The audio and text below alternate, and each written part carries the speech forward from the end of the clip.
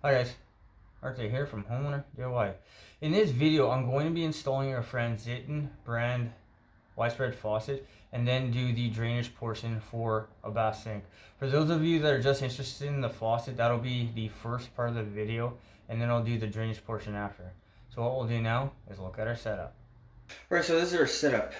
So this is going to be a widespread faucet. Everything here, from my understanding, is used. As you can see, all the grime in the bottom of the sink. So I'm going to install the faucet, the drain assembly, and we'll take a look in the cabinet to see what we have to work with for the drainage portion. Alright, so this is inside the cabinet. For this one, the drainage comes on the inside of the cabinet. But what I'm going to do is I'll put in the faucet, the drain assembly, and then I will pipe this. It needs a clean out, a T, and then that's the vent over there. Alright guys, this is the material list minus the faucet because that is customer supplied and that is on site. So I have 2 1.5" 90s, an 1.25" by 1.5" slip adapter, 1.5" pipe, a 2" line clean out, a 2 by 1.5" T. Because this is a 2 by 1.5" T, a 2 by 1.5" bushing for the top, that goes to the venting. 2 2" 45s, 2 1.5" 45s, I think I only need 1. An 1.5" union trap, and then ABS glue. Guys, this is the material list for the drainage portion. What we'll do now is look at our faucet. Alright guys, so I already went through the ABS portion. Now this is the fixture portion. This is all customer supplied. So we have our widespread faucet here. It does come with a drain assembly.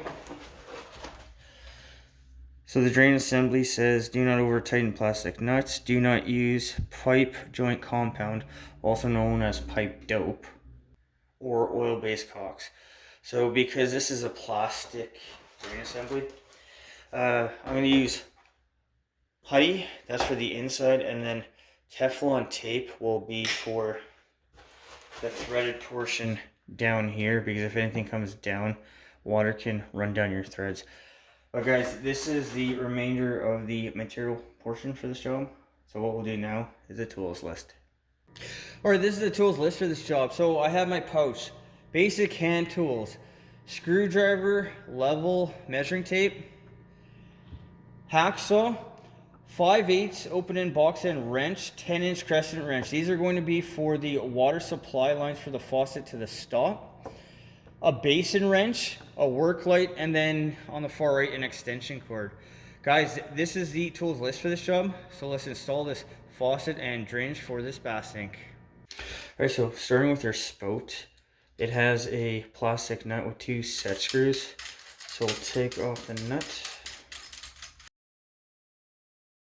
Alright, so there is a rubber washer with a ribbed portion. So rubber gasket, steel washer, and then the plastic nut. So the spout will go into the hole. This and this will go up like this, so the countertop is going to be here. And then this will be tightened up. Once this is tightened up, the 2 set screws can be tightened in, and that will be what secures the the spout down to the countertop. Right, because this is so tight, I went by hand as tight as I could. Make sure these screws are backed off where you're not going to be scratching the metal washer, because that's going to inhibit how much you can tighten this up. Okay, so that is what it looks like with the basin wrench tightening on the plastic washer. There's not much space, but I don't think you're going to be able to get this done without a basin wrench. Alright, so I think this one actually swivels, but that is nice and tight. Now, the 2 Phillips screws can be tightened on. Alright, so for the 2 Phillips screws, tighten one until you feel a little bit of resistance. And then start tightening up the other one. When you feel a little bit of resistance, just start going back and forth.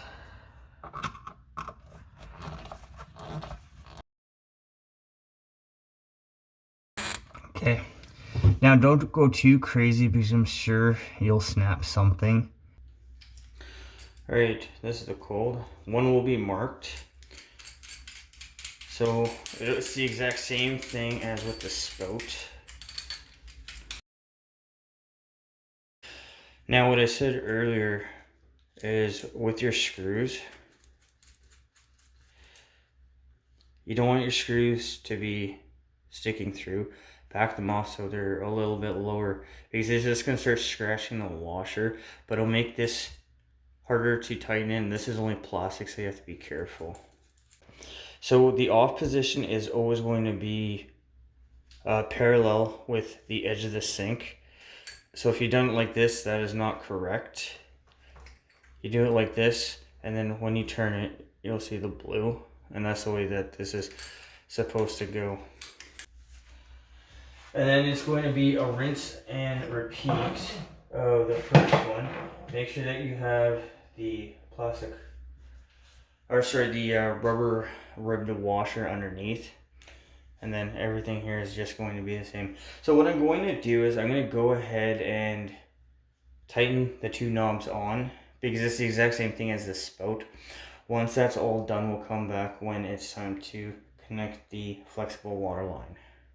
Alright, so I got the hot and cold installed, so that's on. That is off, that is the way it's supposed to be. And as you look at the cute little instructions, it says the same thing. So when the handles are pointed outward, like they are right now, that is off. Pull them in, that is on.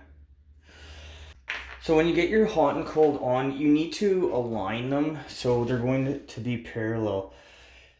If they're not, you are going to see it. Like even from here, you can look at the handle and the line in the tile on both sides. You want everything to look symmetrical because people like symmetry. This is the water line, so it has a push button. I think all you do is just push it up and then it snaps on. But I'll go ahead and install this, and then the supply lines for hot and cold can be done. Okay, so the cold cap is already off, so you just need to take these caps off. One other thing is, look at the orientation for the way the hot is on the outside, the cold is on the outside as well. That's going to give you an idea for where the handle is. So take all of these off.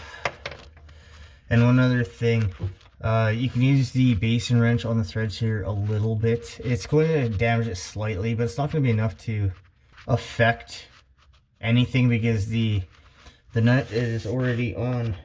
And then the other thing I had to do, because I had problems, was I took my flathead screwdriver, I put it on one of the wings, and then I tapped it with a hammer just to try to get this on. Now in this case, because it's so tight, there was problems with the basin wrench. You may not have to do this, but if you do, at least you have an idea on how you can get a flathead screwdriver like here and just tap it with a hammer on these wings to help tighten it up. Okay, so for our flexible supply line, there is the button. So put the button where there's more space to get to it if necessary. So you heard it snap.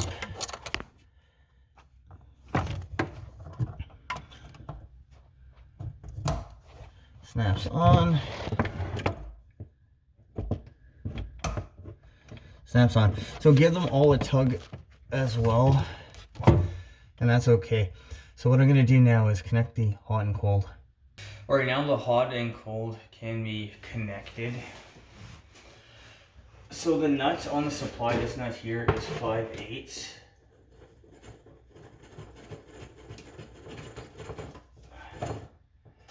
And then as you can see, the color on the supply lines. Okay, this cabinet is too small for me to be able to tighten it filming. So what I am going to do is I'm going to put my 10-inch crescent wrench here, take my 5/8, and then tighten the line on. You have to back wrench the stop, and one thing that you want to avoid is kinking the supply lines. Alright, so I've connected the water lines. Make sure that they're not kinked. But with the water lines now hooked up, the drain assembly can be connected. Alright, so here's the drain assembly. It actually has a gasket, so no putty is needed on this one. If you don't have the gasket or you just prefer putty, you can use it, but because there's already a gasket here, I'm not going to put any putty on this. But the threads, so these threads here, need to have tape on them. So I'm going to put the tape up here. Once again, this is just in case any water comes down here. The Teflon tape will block the water from falling down the threads.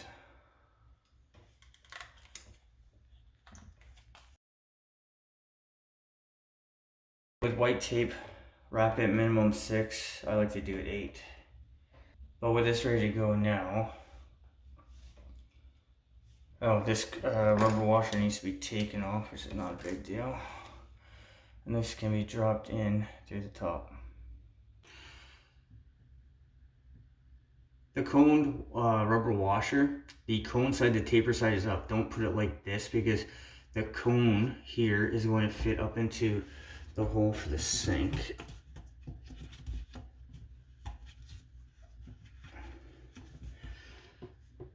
So like that. And then here's our nut. Tighten the nut on.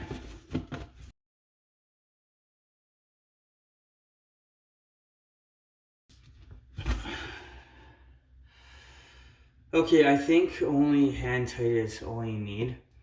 But with the drain assembly now tightened on, we can look at doing the ABS portion. Alright, so we have our drain here. And then this is our vent here. I did not do the rough-in, so don't comment on that. Anyways, what I'm going to do is I need to offset 45 back here. And I need to bring up the trap arm. And then the vent will be connected into here. Why they did this like this, I'm not going to ask questions. I don't care. But a clean out needs to be fit in along with the T, and then we're going to connect into this vent here. And this vent has been dry fit, which means for new construction, this place was never tested. So what I'm going to do is I'm going to put a 45 down here. I need my 45 to be just high enough to get on top of here. If there's enough space, which I'll have to make sure that there's enough space, the clean out will go between the two 45s. So what I'll do is I'll cut this off down here, and I will show you my way to do this.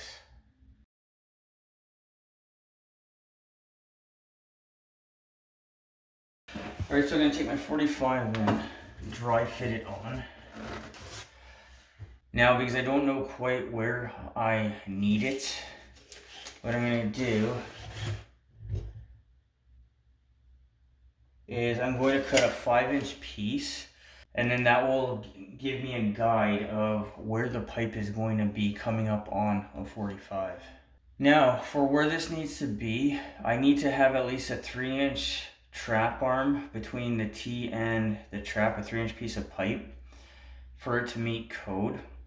But what I'm going to do is I'm going to go ahead and glue this in and spin it into position.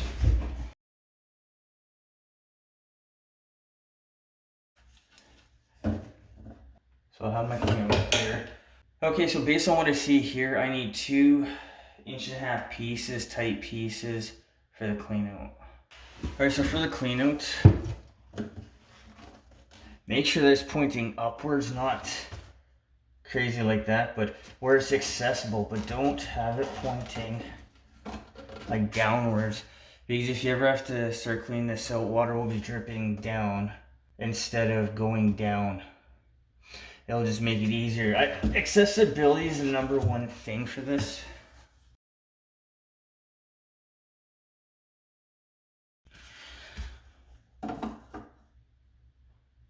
So with that, there will be another tight piece.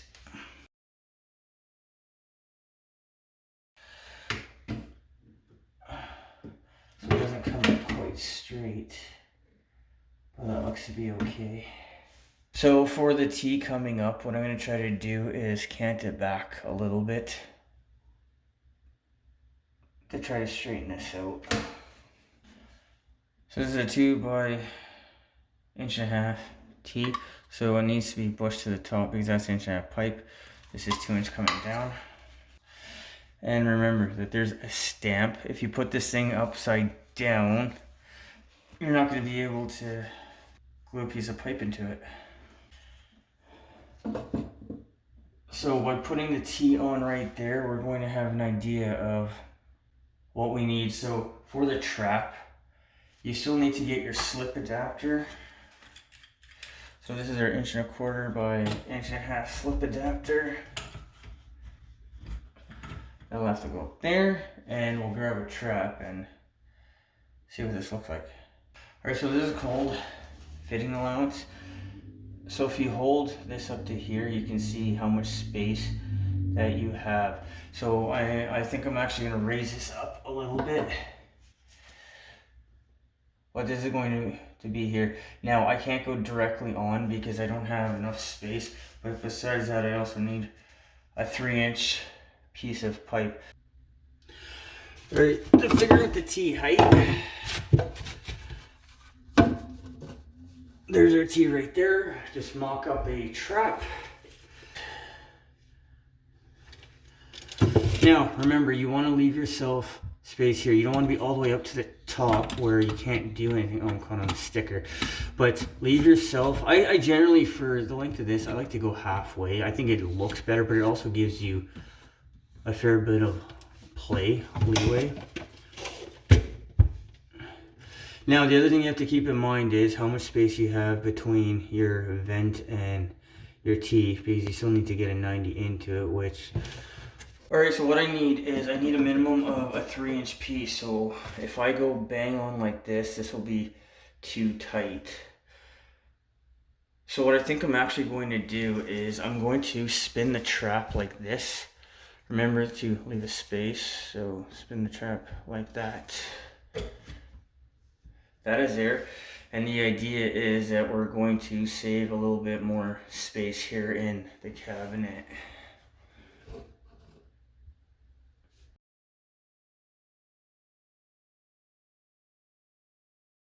So 7 inches. So for my local code, it needs to be the trap arm. So this pipe between the T and the trap needs to be a minimum of double pipe size diameter. This is 1.5 inch pipe, so I need a minimum of 3 inches. This has nothing to do with performance, it is just code. I think universally it's pretty much the same everywhere. Alright, I've glued this in now, so what I need to do is set up the grade for the T.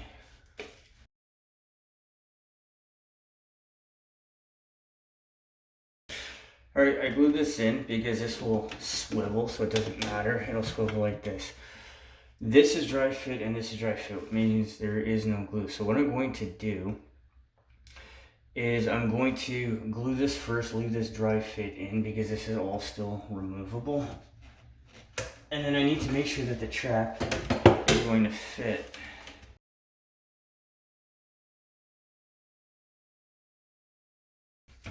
Fits on well without any issue, so this can now be glued on.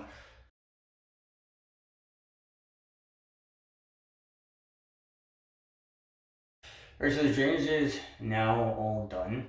Everything here is my local code. So you have your clean out, your union trap, and then it goes into the exterior wall for the vent. I personally would put this back there. I don't know why he did this, but whatever, that's not my problem. So what I'm going to do now is I'm going to get ready to test. So the water lines, the stops, this and this needs to get turned on. I am going to grab a container, slide it under here, and then we are going to test to make sure nothing is leaking. Okay, because this is a new build, there could be debris in the water pipe, so we'll remove the aerator. There's your aerator, that's nice and clean. Turn on your hot and cold.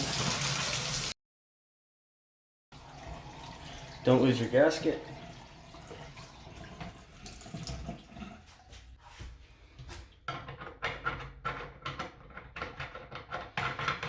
Put the aerator back on.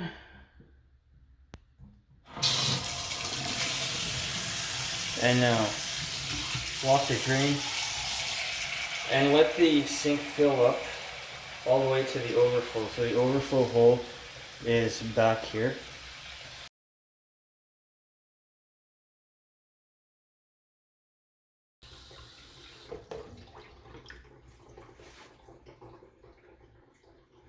Alright, you hear water going down the overflow, so we're at maximum volume for the sink.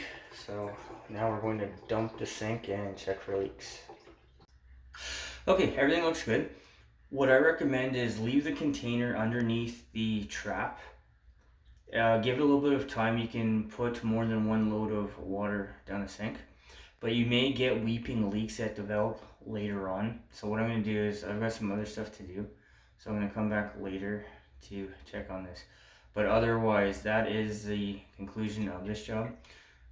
So what we'll do now is now review this job. Alright guys, so that concludes this job.